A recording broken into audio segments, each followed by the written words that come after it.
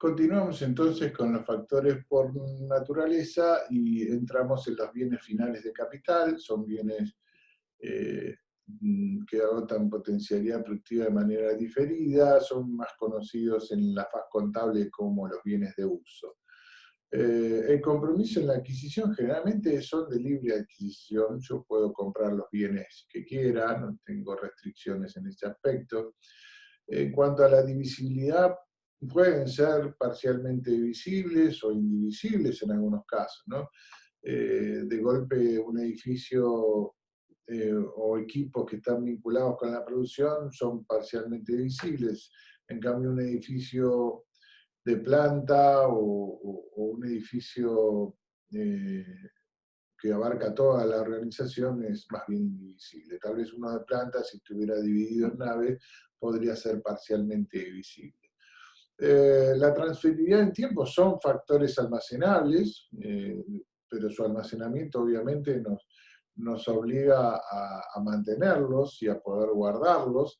Eh, y la transferibilidad en espacio depende. Generalmente pueden ser transferibles o intransferibles. Eh, Hay equipos que son transferibles y otros no.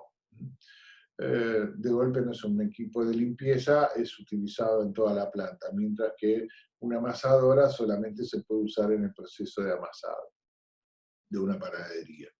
Y como dijimos, agotan potencialidad diferida en tiempo y o uso. O sea, si bien nosotros estamos muy acostumbrados desde la práctica contable a hacer o a calcular las amortizaciones de estos bienes por tiempo, cuando pensamos desde el agotamiento de potencialidad productiva, debemos también considerar la posibilidad de que agoten potencialidad productiva por su uso. Dependerá de la magnitud y significatividad del equipo, su impacto en los costos y si merece la pena hacer ese tipo de análisis. O sea que tanto en lo que es el armado del componente físico como monetario de estos factores vamos a tener consideraciones especiales. Eh, por ejemplo, en el caso de la ubicación temporal, ¿no? En las fases de combinación de los factores, eh, la amasadora, en el momento de adquisición yo adquiero una máquina amasadora, una unidad, pero cuando empleo utilizo horas máquina, ¿no? En cambio, en un edificio se complica más, ¿no? Yo adquiero el edificio, pero después, ¿qué uso? Bueno, en realidad uso el espacio. Bueno, y entonces aparece capaz una unidad de uso sustituta, que son los metros cuadrados del edificio. Digo sustituta porque nadie sabe exactamente los metros cuadrados de un edificio para qué se usan cada uno. Va a haber siempre metros cuadrados que están allí en una situación de, de incógnita, ¿no? Entonces sería como una especie de unidad de uso sustituta a la cual adaptaríamos para medir el uso de un edificio, ¿no? Eh, en cuanto a la cuantificación de estos factores con el agotamiento parcial que representan su potencialidad productiva, se suelen calcular lo que nosotros llamamos las cuotas de amortización, ¿no? Que bien también podrían llamarse cuotas de APP, ¿no? De agotamiento de potencialidad productiva. La palabra amortización muy utilizada en las prácticas contables. Se asocia esta potencialidad productiva total de factor con una expresión física de su vida útil, sea el tiempo cronológico o el tiempo productivo, el volumen de producción, ¿no? Generalmente el volumen de producción no es muy aconsejable, ¿por qué? Porque suelen ser en algunas empresas las unidades de producción muy heterogéneas, por lo tanto eso no conviene utilizarlo como una medición para este tipo de trabajo, pero el tiempo cronológico y el tiempo productivo pueden llegar a ser tranquilamente dos variables para expresar la vida útil. Y esto se asocia a la potencialidad productiva total del factor con un valor, ¿no? O sea, esto es el componente físico, el trabajo sobre el componente físico, y esto sería sobre el componente monetario. Puede ser valor de disponibilidad, el valor de compra, el valor de reposición, y después hacer comparaciones entre ellos, un valor reexpresado, ¿no? En todos los casos hay que relacionar ambas cosas, ¿no? El componente físico con el componente monetario para determinar esta, entre comillas, cuota, que no es cuota, sino que es el cálculo del agotamiento de potencialidad productiva.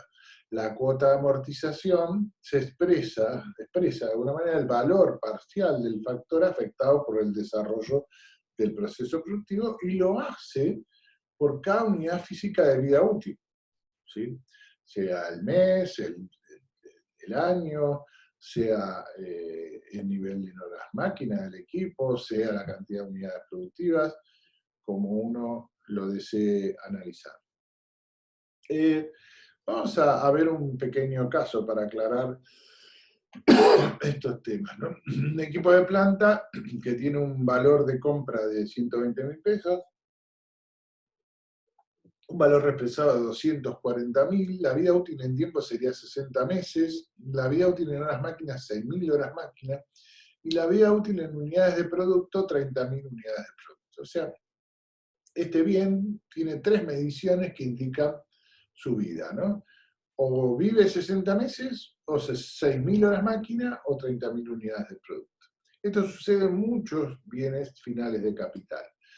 ¿Qué variables a tener en cuenta? Para el componente físico, bueno, se expresa como una fracción siempre, es la unidad del equipo dividido la vida útil.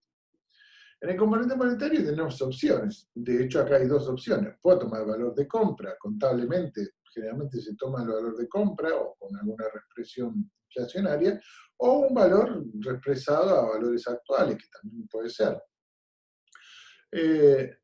Y también en el componente físico, esta vida útil alternativa, al ser una fracción, el equipo es siempre el mismo, pero la vida útil, si tomo cualquiera de estas 3 alternativas, tendría 3 cálculos diferentes para hacer este costo. De hecho, lo planteamos en este caso, ¿no?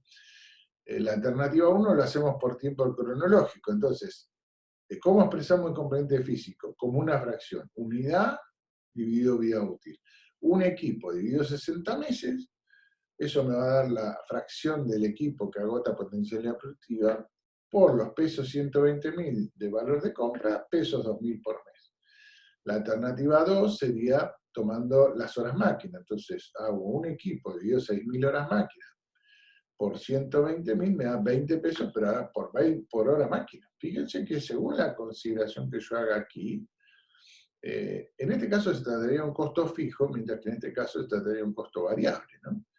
Y en la alternativa 3, ¿qué hago? Un equipo dividido 30.000 unidades de producto por 120.000, eso me da 4 pesos por unidad de producto. Aquí también sería un costo variable.